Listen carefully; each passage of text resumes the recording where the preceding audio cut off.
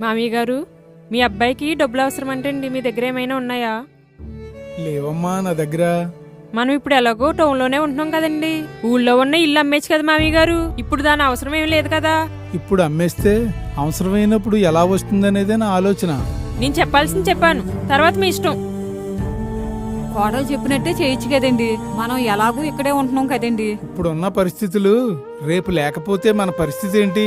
రేపన్న రోజున కాలు చెయ్యి ఆడకపోతే ఈ సిటీలో ఉండగలమా?